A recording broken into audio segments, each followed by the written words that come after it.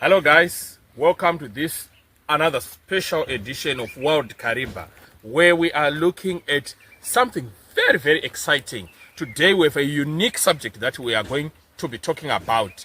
We're going to be talking about birding and bird watching. And today I'm joined by a seasoned bird watcher who is going to share with us his experiences, his aspirations, what it entails, what it means to be a bird watcher. I know for most people this is not familiar territory, including myself, but let's stay tuned. You never know what aspect we might pick from the discussion today. All right, as I said earlier on, today I'm joined by Mr. Jonas. Agoma Magadi. And welcome to this special edition of World Kariba. Nasi chada kuita hurukuro, we want you to share with us chinombonzi bird watching. What is bird watching? Oh, okay. Thank you and welcome. When we talk about bird watching, firstly we are talking about locating the bird itself, and then we come to identification of the bird. We've got to know what bird we are looking at. So we are talking about the name of the bird that we are looking at that present moment. That is bird watching. Okay. How long did it take you to become a seasoned or a professional bird watcher? And when did you start the process? Oh, I see. It took me quite a while. Firstly, I faced these embarrassments because I used to be working on the tourism industry, so I was working on a houseboat. And every time when the tourists could come on the boat, they used to ask me, what bird is that? So because I didn't know, my answer was, I don't know. So I was deeply embarrassed. That's when I decided, no, I should look at this and then be able to explain and identify the bird. Very exciting issue here. Talk of converting a negative into a positive. I know most guides face this situation. You know, you're on a drive, you're on a boat, and a client sees an animal, sees a bird.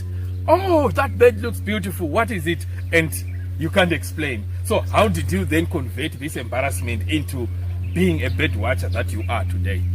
Thank you. I was very lucky. One of these trips, we went out with only 4 people. So we went out for 14 nights out on a houseboat. 14 nights? 14 nights. With 4 people? With 4 people. All right. So the first 7 nights, we only did fishing. And the last 7 nights, they said, we are not going to do fishing anymore.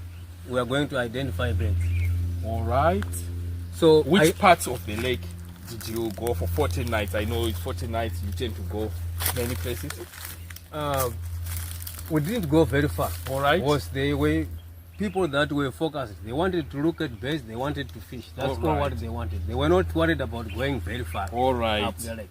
So we only went as far as the Matusadona. Oh, just area, across the lake. Just across the area. Palm Bay area, we went to Sanyat West. All right. Those areas, that's the only areas that we focused on. So we didn't go very far. Okay. So I actually started learning birds from the people that I had on the boat. Brilliant. And then my interest grew. And then I was amazed. I was just deep into the birds. Now, to someone who is watching this video, who feels like, I think I also want to develop and grow my interest in birding, what would be your advice to someone who wants to be a bird watcher? What's needed? What do they need to do? Okay, firstly, you don't need a lot. You just need to focus on the birds that is available. So you look at the birds that you have locally. You will find, in most cases, even at home, you will find there is house sparrows. Start as low as that. Look at a sparrow. Look at the features. What you need to do is, when you are identifying a bird, you look at the size of the bird, the color of the bird, color of the tip of the bird. All right. Its bill. Look at the color of the legs. Then You also have to be able to tell if this bird is during if the time is during the breeding time or not. You will find with the birds in the breeding season, they will change the colors. I see. You see? I see. That's something very, very exciting. Yes, they will change the colors. All right. And unlike with people, where we have our women making their makeup, it's different. The birds will remain natural and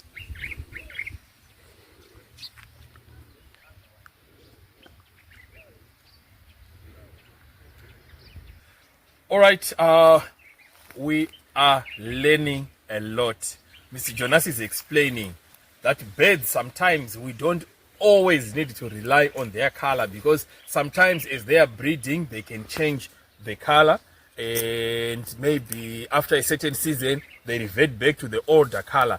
And in makeup, kana kwa kuvanhu inenge ya makeup kushiri, they shade off the old color. Mr. Jonas, ndoda kubvunza kuti I know every field or in every industry ine challenges ayo. Kune munhu ari kudzidzira bird watching, challenges to look out for the app. Okay. We've got birds that look similar. Like when you look at weavers, the female weavers, a lot of species will look similar. Especially when they are not in the breeding season. All right. Because kana the breeding season, most of them dzinenge dzakangocheneruka and sexes are alike. Saka izvozvo zvinogona kukanganisa maonero anoita shiri nekudziidentify. Saka ndo zvimwe zvinogona kutadzisa kuti vanhu vanyatsoona. Then kana munhu achiri kudzidza kutarisa shiri, you also look at the colors. Macolors anogona kuaffectwa nezuva pamamiriro anenge akaita shiri yeyi zvichienderana kuti ine light rakaita sei. All right. Saka izvo zvinogona kuaffecta zvakare. So in other words, you are saying if one is to become a seasoned bird watcher, it's also advisable kuti you observe the same species over a very long period of time. That's correct. On average, tingati from your experience, ungada nguva yakadi kuti uti shiri yakati ndakunyatsoinzwisisa. Okay, it's not about time, but it's not about the time that you go on the field, but it's about the number of times that you look at the same species of bird and see the same bird. I see. You can do that in a day. Like if you see one type of bird in a day, you see it like say 3 times. That is enough for you to be able to identify that bird if you see it again. I see. You explained that your birding experiences started when you were working on a houseboat. Correct. And what memorable encounters or experiences do you still talk about, or do you still relate to, that pertain to the time that you were on a houseboat? Munoti andimbofa ndakakangana experience yegore riya tichiita zvebirding. Okay. There's quite a few. We don't mind hearing them. Yes. So there is this other time when I had people that came from South Africa and they were looking for the pearls fishing owl. So they had their specific bird that they wanted to see. So they came and gave that task to me. All said, right. we want to see the pearls fishing owl. All right. Now this is a very rare Bird. because it is where you find it is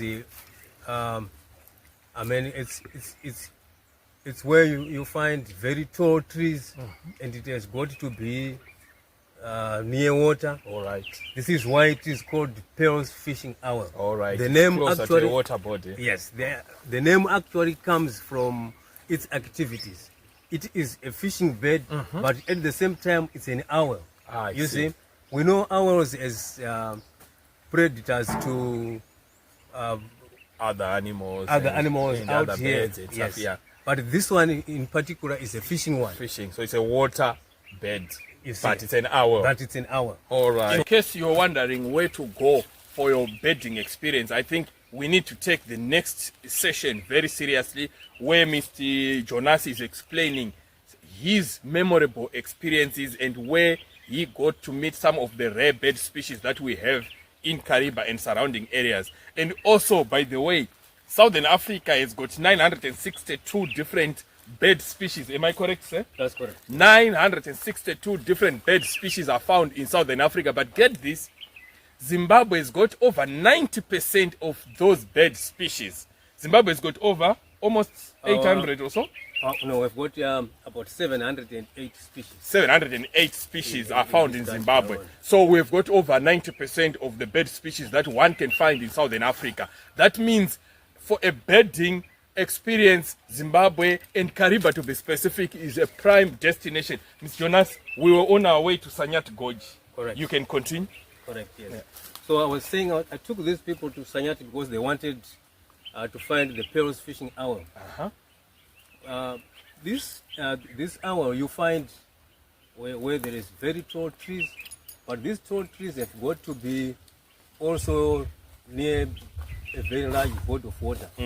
So I took them up there, and then as I was just driving the speedboat across, fortunately this bird just took a flight from one tree to the next tree. Maybe for someone who is listening to this for the first time, they want to know, Sanyat Gorge, Chomborichi, what do we mean by a gorge? Makamboita say, you know, Sanyat Gorge, because I know Wakawanda, Vasati Vashika ku gorge.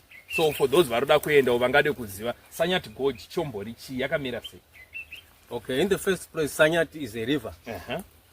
And when we are talking about the Sanyat Gorge, we are talking about a river which is between the mountains. So if you get into the Sanyat Gorge, you will find there is two very tall mountains that goes up. One is, they are on either side of the river. And that is what makes Sanyat Gorge. I don't know if I've explained. Yes, Sanyat, by the way, is the largest river on the Zimbabwean side that flows into Lake Kariba. Maybe someone might want to know that. Yes, you got into the gorge with your speedboat. You can continue, sir. And I was just saying how I located this Pearls fishing owl. If it hadn't taken a flight, maybe I couldn't have located it as well. But fortunately, it took a flight transferring from one tree to another. But because I know it, I just saw the color. So I said to them, let's turn here, let's go those trees. We went there, and there was the Pearls fishing owl. Wow. So that's how I found it. So that was one of my best experiences. And the fishing owl is not a common bird, so to speak. It's not very common because where you find it, you don't find it everywhere. It has got specific areas that you find it.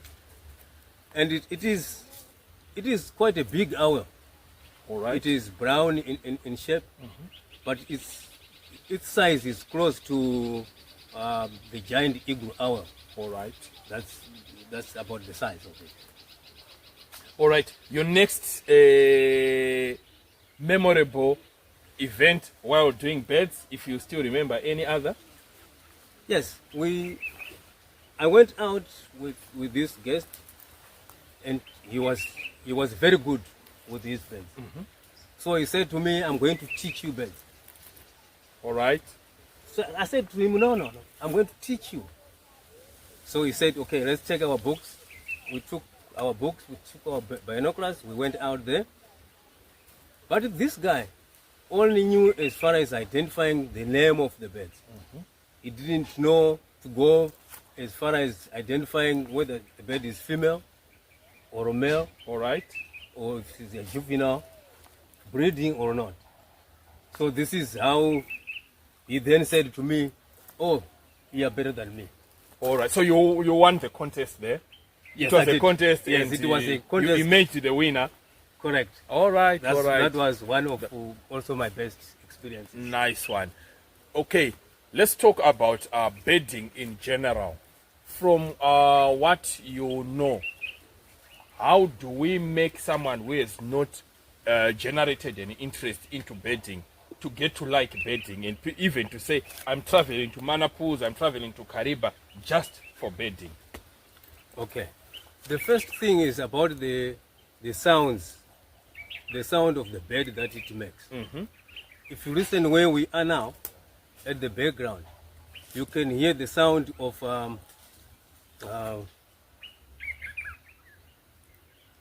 see, I'm just listening so that you also catch up with the sound of the bird that we are listening to. Oh, well, it's gone. But yes, what I was saying is about the sound of the bird.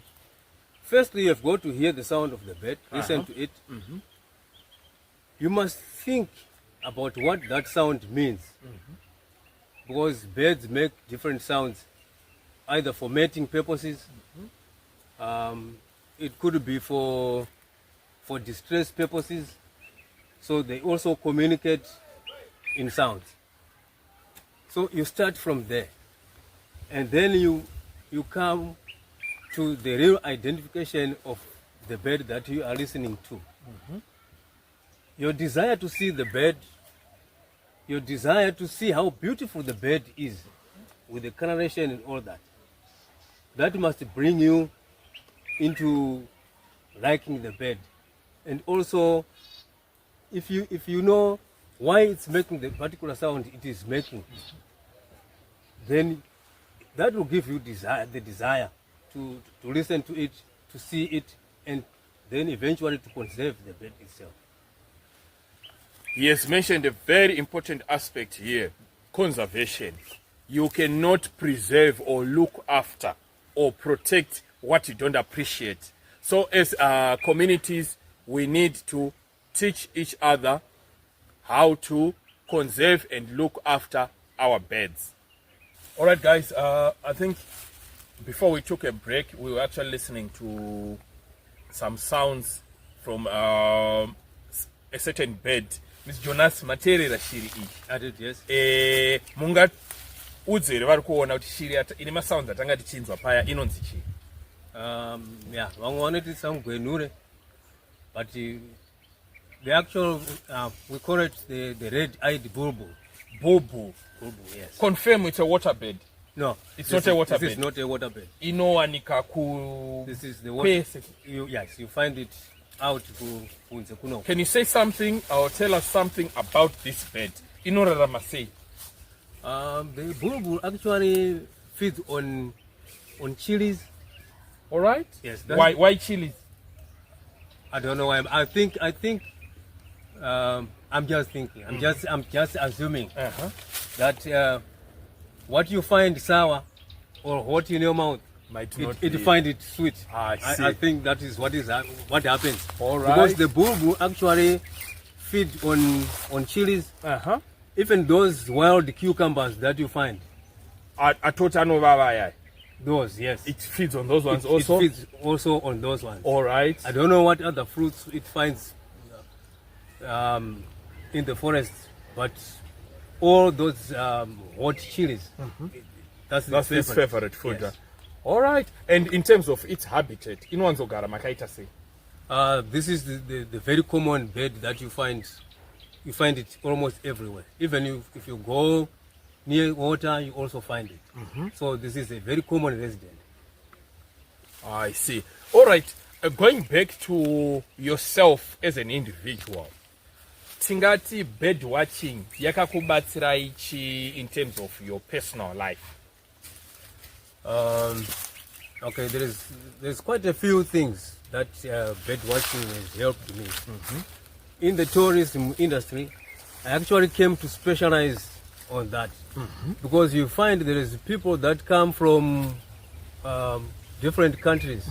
When they come to these tourist destinations, they're actually only looking specifically For birds. Excellent. So I might say I made money out of it.